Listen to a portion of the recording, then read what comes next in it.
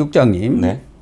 지금 윤석열 대통령이 정말 뜬금없이 아닌 밤 중에 홍두깨라더니 네. 비상계엄을 선포를 했고 우리 국민들이 전부 가슴을 쓸어내렸지 않습니까? 네. 도대체 이게 뭐냐? 우리 국민들뿐만 아니라 세계의 지금 웃음거리가 되어버린 거 아닙니까? 그렇죠.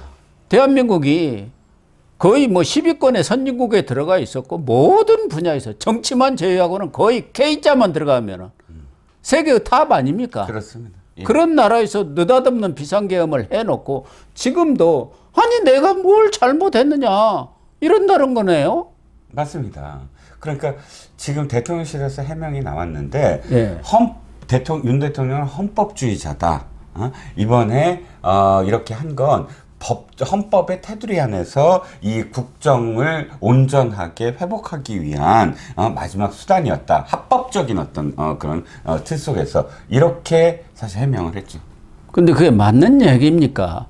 지금 포고령이라든가 네. 물론 뭐 국무회의에 심의는 거쳤다고 하지만 예, 거기에서 국무위원들도 대다수가 전부 반대 의사를 표명했다는 것 아닙니까? 네.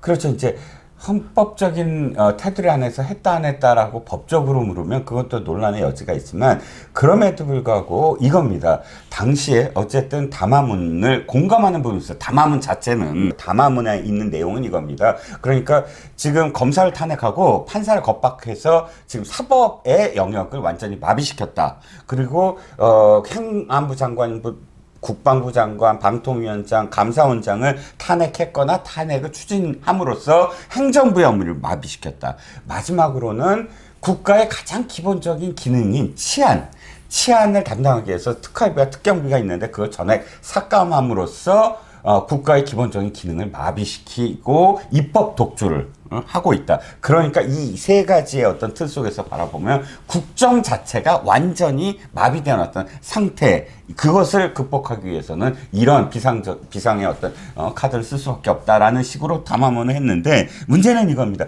저 개인적으로는 100% 이유는 공감해요.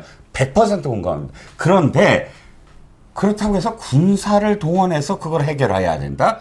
거기엔 동의할 수 없는. 계엄은 전시, 사변 등 또 이에 준하는 국가 비상사태에 하는 거 아닙니까? 그것은 정치적으로 해결해야 할 문제이고 어느 외신 보도처럼 그렇게 억울하면 다음 총선에서 이기면 될 거 아니냐. 사실 지난 4.10 총선을 누가 망쳤습니까? 모든 사람들이 보수 우파 쪽에서는 정말 이번에 총선에 이겨야 한다. 못 이기더라도 140석 가까이는 얻어야 야권의 어떤 폭주를 막을 수 있다 했는데 할 수가 있죠. 결국 총선을 망친 사람 오늘 칼럼도 보면은 윤석열 대통령이 전부 총선을 망친 그 원흉으로 이렇게 지목을 해서 우리나라 최고 보수 언론에서 그 주필이 칼럼을 썼더라고요.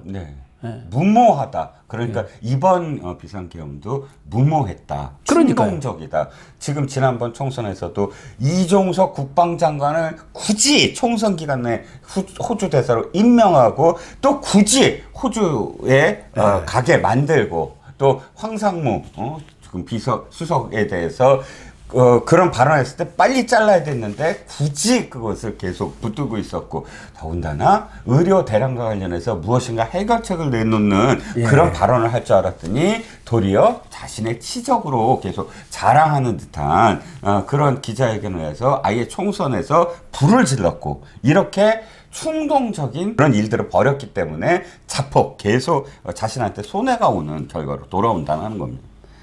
그러니까 3일 저녁에 9시에 한덕수 국무총리 등 이 국무위원들을 몇 사람 불러가지고 그걸 통보를 했고 거기서 이 국무위원들이 결사 반대를 하니까 또 그렇다고 한다면은 국무회의를 열어서 심의를 거쳐야 합니다 했는데 그 자리에서 지금 김용현 국방장관하고 이상민 장관하고 참석을 했었던 것 같아요. 그 사람 외에는 대부분 다 반대를 했던 것 아니겠습니까? 그 상황에서 또 윤석열 대통령은 매우 흥분한 상태에 있다. 그리고 충동적이었다. 이런 지금 이 뒷 얘기들이 흘러나오고 있지 않습니까? 그러니까 비상계엄을 선포해서 총뿌리를 국민한테 이 겨루는 일에 대해서 그것이 야당의 폭주를 국민에게 알리고 경고하기 위해서 비상계엄을 선포한다? 이게 어느 국민이 납득이 가겠습니까? 그렇죠. 일단 이 계엄이라는 건 그야말로 전 부처의 내각의 장관들이 계엄으로 인해서 어떤 충격이 있고 어떤 리스크가 있다는 것을 다 회의를 해야 됩니다. 특히 가장 반대했던 사람들이 당연하게 최상목 경제부총리. 경제 망친다. 현재 경제가 굉장히 안 좋습니다. 롯데그룹이 지금 이 사장단 13명을 전부 다 갈아치우고 그 다음에 호텔까지 팝니다.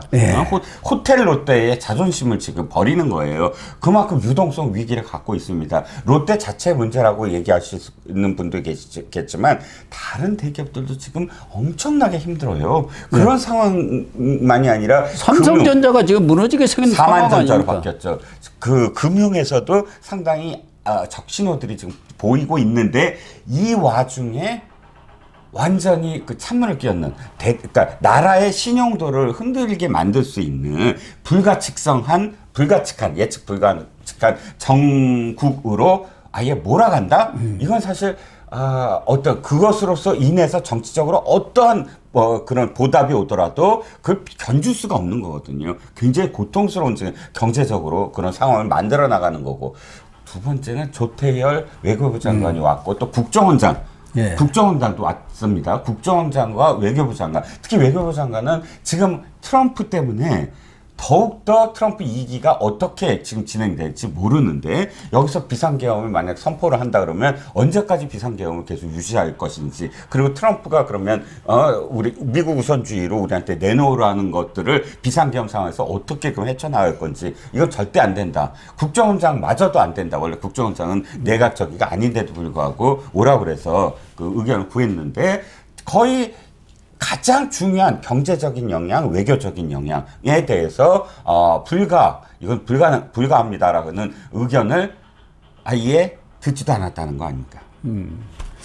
그게 정말 문제고 지금 알려지기는 이 정진석 비서실장 하다못해 이렇게 중요한 안보 사항이 있는 거 아닙니까? 신원식 안보실장까지도 이걸 몰랐다는 것 아닙니까? 그리고 지금 윤석열 대통령 머리 꼭대기에 있는 김건희 여사까지도 이 사실을 몰랐다 이런 얘기가 지금 흘러나오고 있는데 그러면은 이렇게 중대 사안에 대해서 누구하고 협의를 했느냐? 단지 김용현 중앙고 선배하고만 협의해가지고 이 비상사태 계엄을 선포했다 그런 얘기뿐이 안 되는 거 아닙니까? 그렇죠. 이게 말이 되는 소리입니까? 그렇죠. 중앙일보 기사를 만약에 믿는다고 한다면 지금 우리나라는 굉장히 위기입니다. 왜? 청와대에 비서실장 3실장이 있는데 그 중에서 그러니까 비서실장과 정책실장이 정책과 관련돼서 책임을 져야 되는 한 나라의 운명을 가를 수 있는 참모예요. 근데 그 참모들과 협의를 평소에 안 한다는 얘기잖아요. 이렇게 중요한 것도 안 하는데. 그럼 뭐로 오겠습니까? 다른 건 아예 안 한다는 얘기예요. 안 그렇습니까? 결과적으로는. 그러면 진짜 아주 자기가 한두 명의 정말 전 분야를 다 알지도 못하는 사람하고만 얘기를 해갖고 어떤 정책을 펼쳐나간다는 얘기인데 이건 그냥 위기예요, 위기. 한마디로 이게 맞는다면. 그 두 번째 김건희 여사와 관련돼서 저도 그 기사를 자꾸 봤지만 일단 몇 가지는 제가 좀 의구심이 있어요. 왜냐하면 그때 여권 한 관계자가 한 표현이에요. 김건희 여사가 알았다면 이렇게 안 됐을 것이다. 이렇게 표현하거든요. 그건 또 무슨 말? 김건희 여사가 그러면 굉장히 정상적으로 이 사고를 갖고 있어서 말렸을 거다 그런 얘기예요. 전국의 정책에 굉장히 많이 관여하고 있다라는 거잖아요. 거꾸로 그 발언도 굉장히 저는 위험한 발언이다라고 생각이 들고요. 자, 마지막으로 한 가지만 말씀드리면 이건 진짜 누군가가 있어요. 그 누군가가 뭐냐면 포고령 있지 않습니까? 포고령에 평상시에 잊지 않아야 될 문구가 있어요. 극악한 용어들이 있습니다. 그러니까 다른 것들은 다 일반적으로 70년대에도 다 들어갔던 용어들이에요. 예를 들자면 집회 결사의 자유를 일단 일정 정도 금지할 수 있어요. 제한할 수 있어요. 언론 통제할 수 있어요. 그런 건 다 똑같아요. 근데 제가 문제를 삼는 건 역대 어떤 계엄령에서도 없던 게 있어요. 뭐냐? 전공의등. 현장을 떠난 의료인들은 48시간 이내로 복귀하지 않으면 처단한다예요. 물론 선배님 말씀하셨듯이 처단한다라는 표현도 극악하지만 꼭 집어서 특정 직업을 갖고 있는 사람이 포고령에 등장하는 건 처음이거든요. 현재 상황이 그대로 반영됐다라고는 할 수 있는데 중요한 건 그 표현은 누군가가 있다는 거예요. 예를 들어서 매뉴얼 있잖아요. 계엄령 매뉴얼. 계엄령 매뉴얼은 그런 게 들어가 있지 않아요. 없죠. 그러니까 언론 통제 이런 건 아주 일반적이니까 쭉 들어갑니다. 그러면 그거 누군가가 아예 기획을 해서 집어넣었다는 얘기고 그걸 집어넣은 자가 누구냐는 거죠. 그 포고령을 쓴 자가 누구냐죠. 그 용어를 보면 폐악질이다 뭐라 해가지고 이건 정말 70년대 전두환 시대에도 그런 얘기가 잘 안 나올 정도의 아주 극단적인 용어를 쓴 것 아니겠습니까? 더군다나 11.16 이후에 나왔었던 그 계엄령에도 집회 시위에 대해서 집단적 행동을 못하도록 그것은 금지한다고 했지만 국회 이 자체를 완전히 이렇게 중단한다든가 활동 자체를 못하게 한다든가 그런 용어는 포고령에 국회라는 말은 없었어요. 그건 헌법에 위반되니까요. 헌법 5항, 77조 5항과 위배되고요. 그런데 어찌됐든 김건희 여사 라인이 이걸 개입했다라는 설도 있거든요. 특히 이제 연설비서관을 누군가 계속 지목을 하더라고요. 제가 취재를 했더니 왜냐하면 그가 바로 이런 식의 어떤 뭐랄까 용어라든지 또는 대통령에게 계속 어떤 뭐랄까 메시지와 관련돼서 조언을 하고 있다라고 제 취재에서 정보원이 얘기를 해서 이게 전혀 윤 대통령이 혼자 했다거나 또는 유 대통령이 김영환 장관하고만 했던 게 아니라 김영환 장관이 전공이 집어넣어라 이렇게 얘기할 사람이 아니니까 분명히 그 안에서 뭔가 이 대통령의 정말 잘못된 방향으로 이끌고 있는 라인이 있다. 그 라인이 이번에 이걸 기획하고 확실하게 이걸 했고 물론 이제 국방장관이니까 국방장관이 전체 지휘하고 다 했겠지만 분명 누군가가 있다는 겁니다. 특히 윤석열 대통령이 극우 그 보수 유튜버들 있잖아요. 그 사람들은 지금도 신의 한수다 어찌다 이렇게 극찬을 하고요. 용비 어천가를 불러대고 있고 또 광화문 시위를 주도하는 그 목사 있지 않습니까? 네네. 정광훈 목사요. 정광훈 목사. 그렇게 또 그 목사 이야기에 귀를 기울이고 있다는.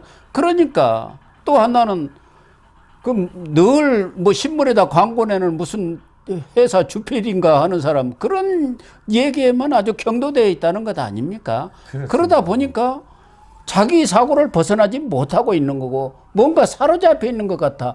그래서 인요한 최고위원이 국민의힘 긴급 최고위원회에 나와가지고 계엄령 그 해제에 찬성하면서도 윤석열 대통령의 그 정신 상태를 정말 이해를 못하겠다. 그 의사 아닙니까? 네. 그 이해 못하겠다는 얘기는 그 뭔가 좀 이상한 사람 아니냐 그 얘기 아닙니까? 네, 그렇죠. 그러니까 지금 저 대통령이 무엇인가를 했을 때 바로 동원되는 단어가 전 그 유튜버들 그 친윤 유튜버들이 공유를 해요. 이번에 무슨 말을 공유하냐면 오죽하면이에요. 오죽하면 대통령실에서도 그런 식으로 지금 얘기를 해요. 오죽하면 그랬을까? 아니, 우리가 지금 드라마를 보고 드라마 주인공한테 감정이입을 하는 게 아니잖아요. 오죽하면이란 심정적으로 그걸 이해하려고 노력하는 건 내 10분 가상 하나. 결과는 뭡니까? 결과는 국가를 위기 상황으로 몰아넣는 거예요. 외교적으로도 그렇지만 아니 지금 천만다행이라서 그렇지 군인 250명 정예부대가 만약에 정말로 아주 우연한 게 돌발적인 어떤 유혈의 그런 그 상황을 닥쳤을 때 그야말로 그냥 나라가 절단이 납니다. 그렇습니다. 예. 그런데 그 위험을 무릅쓰고 경고를 하기 위해서 군대를 동원했다? 이거를 칭송을 한다? 저는 그 내구조를 이해할 수가 없어요. 문제는 아직도 윤석열 대통령이 뭘 잘못했는지 스스로 지금 알지를 못하고 있는 것이 더 중요한 것 같아요. 예. 자기가 지금 한 행동에 대해서 아주 정당하다고 이렇게 주장을 하고 있는 거 그러면 앞으로도 제2의 비상계엄 무슨 여러 가지 조치들이 나올 수도 있는 것 아니냐는 그런 우려를 갖고 있는 거 아니겠습니까? 이번에도 국회에서도 1시에 계엄 해제 요구안이 의결됐는데 그걸 윤석열 대통령이 나 3시간 거부하겠다 반, 예. 해갖고 3시간 동안 버텼다는 거 아닙니까? 그러니까 한덕수 총리를 쫓아가가지고 이거 이렇게 만약에 수용 안 하면 위헌입니다. 결정적인 위헌입니다. 그러니까 할 수 없이 받아들였다는 거 아닙니까? 그러니까 앞으로도 무슨 일을 벌일지 이거 알 수가 없는 것, 그게 더 불확실성이 문제죠. 그렇죠. 그 조선일보 칼럼도 지적을 했지만 중요한 건 그렇게 일을 벌렸을 때 어떤 결과가 나오느냐에 대한 고려가 왜 하나도 없냐는 거예요. 예. 이종섭을 총선 기간 동안 그 호주에 보냈을 때 어떤 결과가 나오는지 이런 정무적인 판단을 통한 정세 분석이 왜 하나도 안 하고 있느냐. 예. 국민들로부터 어떤 손가락질을 받고 어떤 조롱을 받고 어떤 경멸을 받는지에 대한 고려를 왜 하나도 안 하느냐. 나만 오르면 된다. 내가 원칙을 세웠다고 내가 자랑하면 된다.